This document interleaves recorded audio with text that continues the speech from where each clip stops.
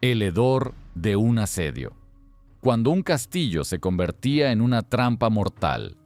Las crónicas medievales suelen describir los asedios como acontecimientos grandiosos. En las páginas de los anales, todo parece hermoso. Armaduras brillantes, banderas ondeando al viento, caballeros a caballo defendiendo valientemente las murallas de piedra. Pero la verdad era muy distinta. Un asedio casi nunca comenzaba con una batalla heroica. Comenzaba con la espera, con el cierre de las puertas y con la comprensión de que las personas que estaban dentro del castillo ahora estaban aisladas del mundo. Cuando el ejército enemigo aparecía alrededor, todos los que podían huían tras las murallas. Campesinos de las aldeas cercanas, artesanos, comerciantes, mujeres, niños y ancianos. Todos intentaban encontrar refugio en la fortaleza de piedra.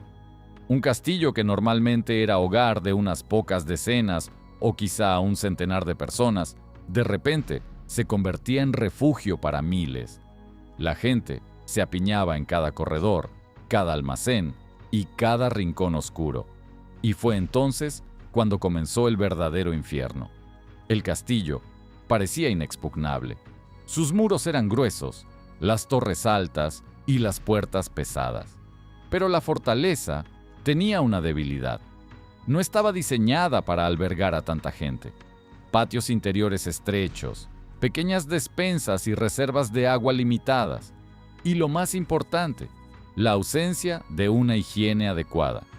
En los castillos existían los llamados garderobes, letrinas primitivas que normalmente eran simplemente un agujero en el muro de piedra. Los desechos caían hacia abajo, a un pozo o directamente fuera de la muralla. En tiempos de paz esto más o menos funcionaba, pero durante un asedio todo cambiaba. Cuando dentro del castillo había 10 veces más personas de las que podía soportar, esos pozos se llenaban muy rápido. Y entonces comenzaba algo que ninguna novela de caballería describía jamás. Al principio, la gente solo notaba el olor. Desagradable, pero soportable. Pero después de unos días, se volvía espeso y pesado, como una niebla. El hedor de los desechos humanos se mezclaba con el olor del sudor, la ropa sucia y los cuerpos sin lavar. El aire se volvía sofocante. La gente tosía, se quejaba, pero no podía cambiar nada. Las letrinas se desbordaban. Los pozos comenzaban a filtrarse. El líquido se filtraba lentamente en el suelo y corría hacia las partes más bajas del patio del castillo. Allí se mezclaba con el agua de lluvia, el barro y los restos de comida. Después de un tiempo, aparecían charcos de un líquido oscuro y espeso, y la gente tenía que caminar a través de ellos. El agua, el enemigo más peligroso. En la mayoría de los castillos había solo 1 o 2 pozos. Ellos abastecían de agua a todos los que estaban dentro de las murallas. Mientras el agua era limpia, la gente podía sobrevivir. Pero durante un asedio la limpieza era un lujo. Los pozos negros a menudo estaban cerca de los pozos de agua. Cuando el suelo se saturaba de residuos, ese líquido sucio comenzaba a filtrarse hacia las aguas subterráneas. Y entonces, el agua de los pozos se contaminaba. La gente no lo veía. El agua parecía normal, pero ya llevaba la muerte consigo. Los primeros síntomas eran dolor en el estómago. Luego venía una diarrea severa. Después sangre. En las crónicas medievales, esta enfermedad se llamaba flujo sangriento. Hoy la conocemos como disentería. Se propagaba rápidamente. Bastaba con que unas pocas personas bebieran agua contaminada.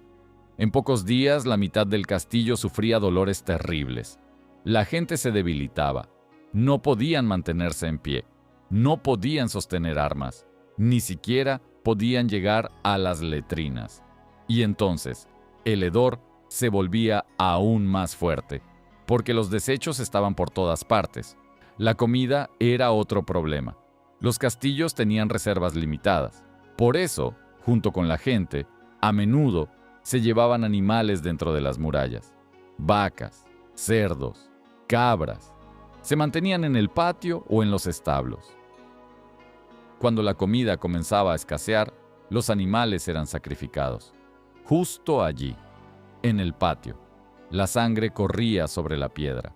Las entrañas se amontonaban en pilas.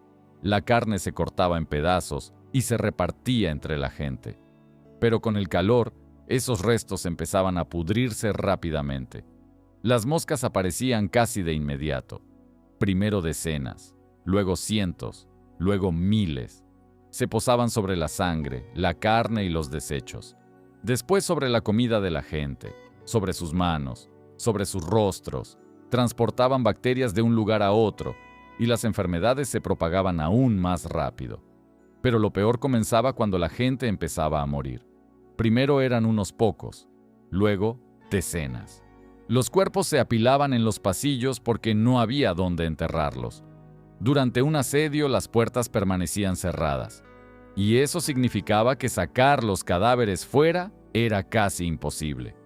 Después de unos días los cuerpos comenzaban a descomponerse, y entonces el olor cambiaba.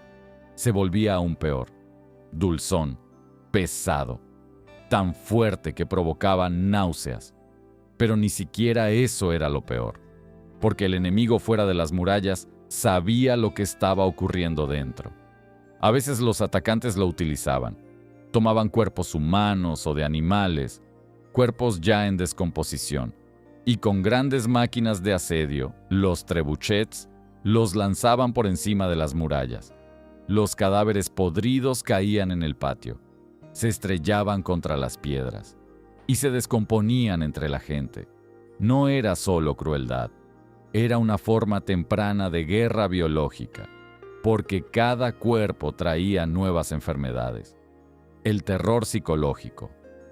Después de varias semanas de asedio, las personas dentro del castillo cambiaban. Ya no pensaban en la gloria ni en el honor. Solo pensaban en sobrevivir, en agua, en comida, en no enfermar. El aire estaba lleno de hedor. Las moscas estaban por todas partes. Los enfermos yacían en los pasillos. Y fuera de las murallas, el enemigo esperaba pacientemente, porque conocía una verdad simple. El castillo podía ser fuerte, pero las personas dentro de él no. A veces los asedios duraban meses, y entonces el castillo se transformaba poco a poco en algo distinto, no en una fortaleza, sino en un enorme pozo de podredumbre lleno de enfermedades, desesperación y muerte. Y era entonces cuando comenzaba la segunda etapa de la pesadilla, cuando las personas atrapadas en esa prisión de piedra empezaban a hacer cosas que en tiempos de paz habrían sido impensables. Cuando un asedio duraba varias semanas, el castillo dejaba de ser un lugar de defensa. Se convertía en un organismo que se pudría lentamente.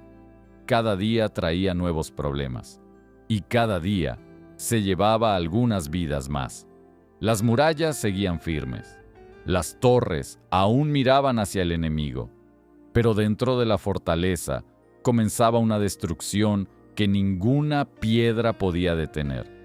Las reservas de comida casi siempre se agotaban más rápido de lo esperado.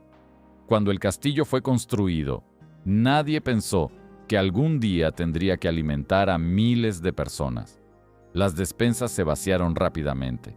Primero desapareció el pan, luego el grano, después la carne salada. La gente empezó a sacrificar el último ganado: vacas, cerdos, cabras.